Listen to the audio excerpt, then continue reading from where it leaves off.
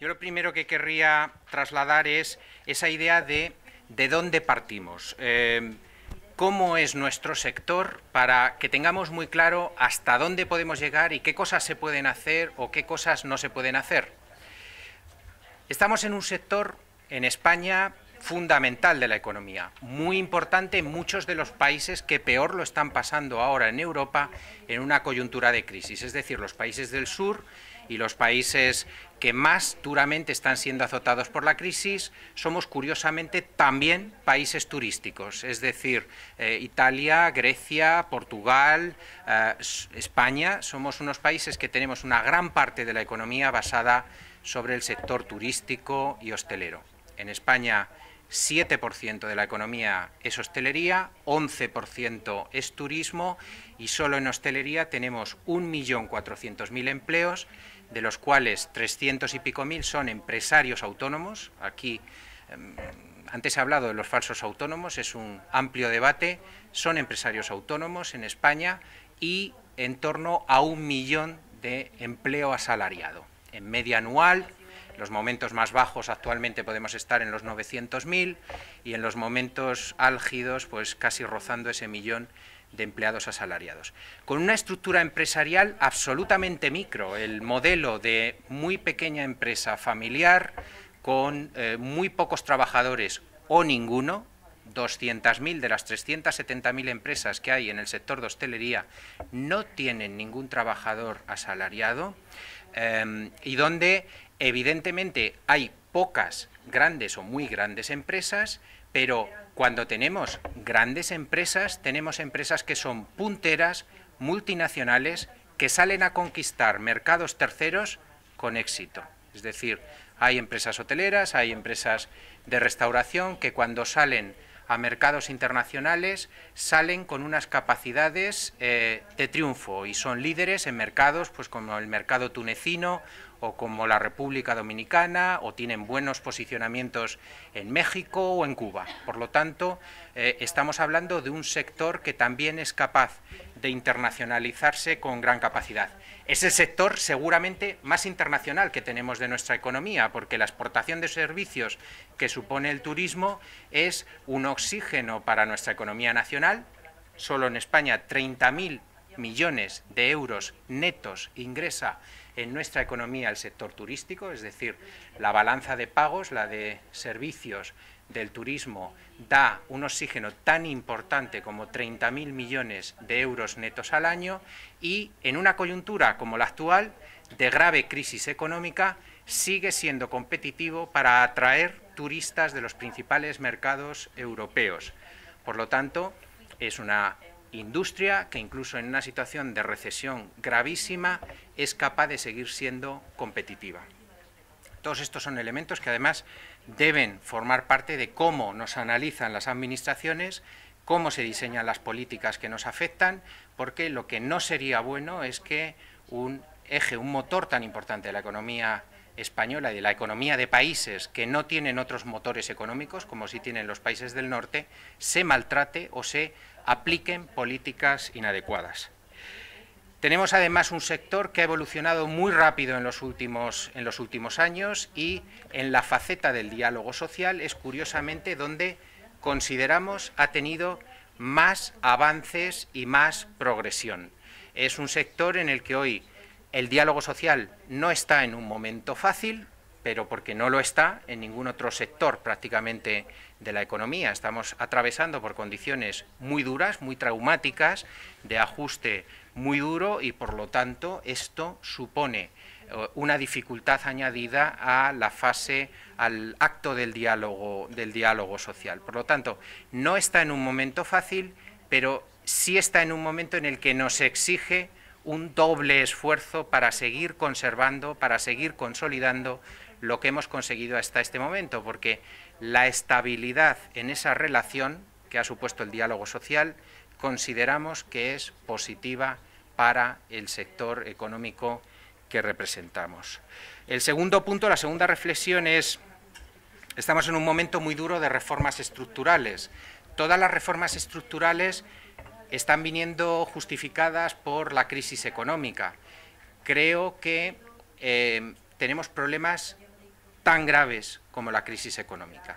Europa y España, además de la crisis económica que tenemos seguramente una crisis política sin precedentes en los últimos 30-40 años, tenemos una crisis institucional muy grave, que no somos capaces, no se apuntan las líneas para despejar esta crisis institucional, hay una crisis política, por lo tanto, y seguramente hay muchas otras crisis de valores, de principios, de relaciones sociales, etcétera, etcétera, que vienen a agravar de una manera muy importante lo que debería ser solamente la crisis económica. Por lo tanto, creo que también sobre la crisis económica se la está utilizando como una cortina de humo con la que se pretenden tapar otras reformas, otros procesos de reflexión de nuestra sociedad, tan profundos o más como los cambios económicos que debemos afrontar para salir de lo que es la crisis económica. Por lo tanto, en un entorno, la globalización, llevábamos años hablando de la globalización, pero la globalización se nos ha caído encima de manera atropellada y la tenemos aquí encima, y esto nos exige desde luego trabajar en un entorno muy competitivo, mucho más competidor con otras áreas económicas mundiales, con otras empresas, con otras sociedades, con otros países. Cuando José María Zufiaur estaba indicando que él piensa que habría que homogeneizar mucho más la Unión Europea, esto es evidente, los propios estados compiten entre sí. Competimos entre sí, los propios territorios dentro de los estados también competimos entre sí. Por lo tanto, eliminar esa competencia, creo que es más fácil aprender de la competencia y ser eficientes en la competencia, porque esto no tiene por qué ser la eliminación del bienestar, ni la eliminación de la generación de riqueza, ni de la distribución de la riqueza, pero sí que hay que saber dónde estamos, no fiarnos de que tenemos que eliminar esos elementos de competencia porque otros lo están utilizando, lo están aprovechando, seguramente como lo hicimos nosotros en su momento, y lo que simplemente tenemos es que aprender en este entorno para, desde luego, superar esa gravísima crisis en la que yo destacaría que en España, y ahí coincido con Zufiaur, es que elementos de transparencia, necesitamos elementos de transparencia, estamos fallando y hay grave crisis de confianza porque temas como la corrupción o como el funcionamiento sin confianza de las instituciones ahora mismo está haciendo muchísimo daño a poder salir de una manera más solvente de la situación en la que estamos.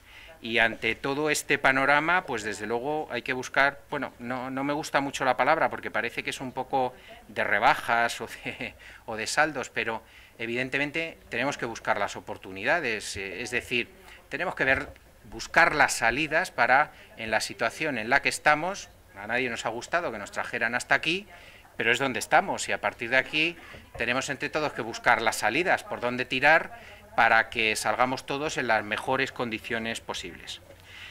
Yo, respecto del diálogo social, creo que estamos ya en una tercera fase de lo que en un periodo histórico que todos hemos vivido podemos analizar. Es decir, no nos vamos a ir al siglo XIX ni a etapas mucho más anteriores, pero yo creo que los que estamos en esta sala hemos podido vivir dos fases del diálogo social y creo que ahora tenemos que entrar en una tercera y tenemos que ponernos todos las pilas para hacer que esta tercera sea lo más positiva para todos. Ha habido una primera fase que fue la de confrontación, la primera etapa en las relaciones en el tejido empresarial, entre las empresas y los trabajadores. Es una fase de confrontación, podrían ser los años 70, los años 80, y hemos vivido crisis en esa situación de confrontación frontal. Ha habido una segunda etapa, que son los años 90, los años más recientes, una etapa en la que el diálogo sustituyó a esa confrontación. No quiere decir que no haya sido una etapa en la cual haya habido conflictos, ha habido conflictos, pero estos conflictos se han solucionado mayoritariamente por la vía del diálogo. Y ahora estamos en una tercera etapa. El diálogo no vale solamente. En la situación en la que nos encontramos, vernos, compartir, dialogar solamente no sirve para solucionar los problemas. Necesitamos entrar en una tercera etapa, que es la etapa de cooperación. Es decir, ¿qué cosas tenemos que hacer para, en este caso, entre nosotros, hacer que el sector de hostelería, el sector de turismo de nuestro país funcione mejor? Y cuando considero, además, que cuando tenemos que hablar de cómo funcionar mejor, tenemos que implicarnos todas las partes, que tenemos un rol, que tenemos una actividad, que hacemos algo en las empresas y en los sectores.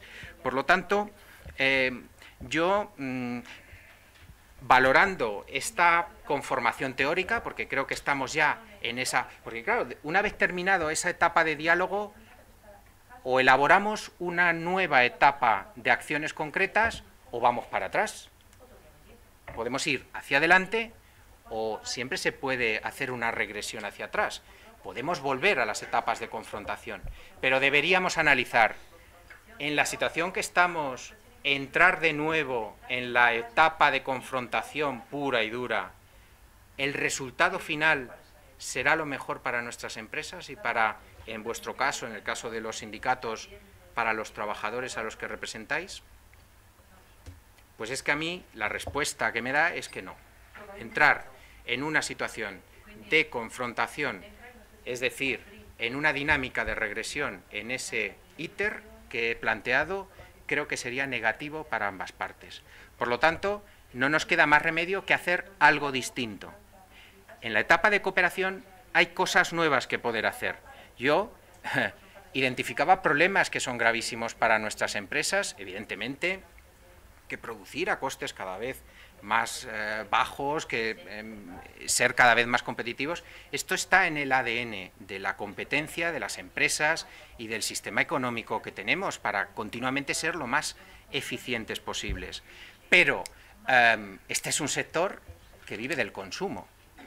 Es verdad que en Europa, incluso en la coyuntura económica más desfavorable, el disfrute del tiempo de ocio, de las vacaciones, del esparcimiento, es algo que ya no vamos a renunciar a ello. Vamos a modificar la forma en la que pasamos este tiempo libre, pero evidentemente forma parte ya de una de las necesidades esenciales de los europeos. Por lo tanto, si este sector necesita poder adquisitivo para que se pueda consumir servicios de hostelería, de restauración, de vacaciones, de hoteles, de juego, para que sobre un duro, porque es que si no, nosotros no podemos vivir.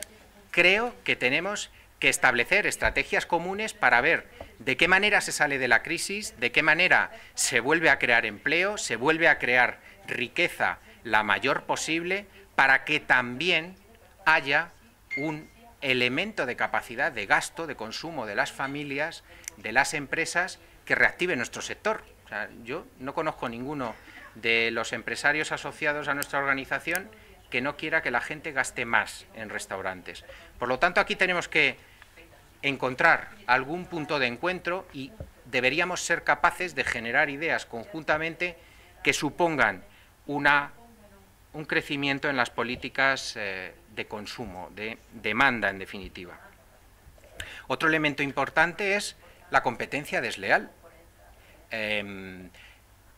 Hemos pasado una época en la que las áreas económicas, los países eran más blancos y negros. Cada vez más somos como la piel del leopardo, ¿no? Es decir, cada vez hay más motas y los países ricos tienen zonas pobres o muy pobres y los países pobres tienen áreas ricas o muy ricas. Es decir, esto en la Europa de los años 60 pues había un telón de acero que separaba o se era blanco o se era negro, por decirlo en colores de alguna manera, pero ahora está todo mucho más mezclado. Y ante esta situación, la competencia desleal es el aprovechamiento por parte de personas, de empresas que están en una economía sumergida, que están aprovechándose de unas condiciones que generamos, sostenemos, financiamos el resto, de unos compromisos y de unas leyes que cumplimos el resto, y en cambio ellos se están aprovechando de una manera insolidaria con el Estado, con la sociedad, con las otras empresas de su sector, con los otros trabajadores que trabajan en este sector, explotando condiciones de necesidad de muchas personas. Bueno, pues yo creo que tenemos elementos de lucha conjunta que al final lo que van a conseguir es que el sector se defienda mejor, sea más competitivo, esté más en blanco, haya menos economía sumergida. Y aquí veo también líneas de estrategia conjunta. La profesionalización también. Creo que seamos unos profesionales, tanto los trabajadores, cuadros intermedios, empresarios de nuestras empresas, cuanto más profesionales sean, mejor será el sector, más capacidad tendrá de ser competitivo, de defenderse, y ante estas políticas podemos hacer cosas conjuntamente también. Aquí hemos desarrollado muchas actividades sobre, desde luego, la prevención de los riesgos laborales, temas de seguridad alimentaria, que son fundamentales, que todavía muchos de nuestros empresarios lo pueden ver como una dificultad añadida, es decir, es burocracia, pero en cuanto les explicas que esto es la seguridad del futuro de tu empresa, que no haya una crisis alimentaria, es un elemento fundamental para que tu empresa fidelice a tus clientes y para que todos demos la confianza suficiente para ese consumo, pues es una política también, porque es una estrategia común, porque al final hay que llegar desde el primero hasta el último en la empresa, llegar a todos los agentes que están desarrollando su trabajo en la misma para que asuman esos compromisos de cómo hacer y cómo hacer las cosas cada vez mejor. Por lo tanto, bueno, pues hacía un pequeño esfuerzo de, cuando digamos cooperación, hay que decir cosas concretas. Yo aquí es donde os pondría los deberes como proyecto, es decir, al proyecto DOTEC, por favor, contarnos y contadnos lo más rápidamente posible es qué experiencias positivas han ocurrido o están implantadas y consolidadas en otros países europeos para que en este apartado de lo que tiene que ser la cooperación, es decir, que nos sentemos conjuntamente implicados en el progreso positivo del sector, de nuestras empresas, porque si las empresas van bien, si las empresas generan más riqueza, si la actividad va a más, será lo mejor para todos. Pues por favor, estudiarlo, contádnoslo, que estamos muy interesados en conocerlas. Pues Emilio, muchas gracias. Gracias, Emilio.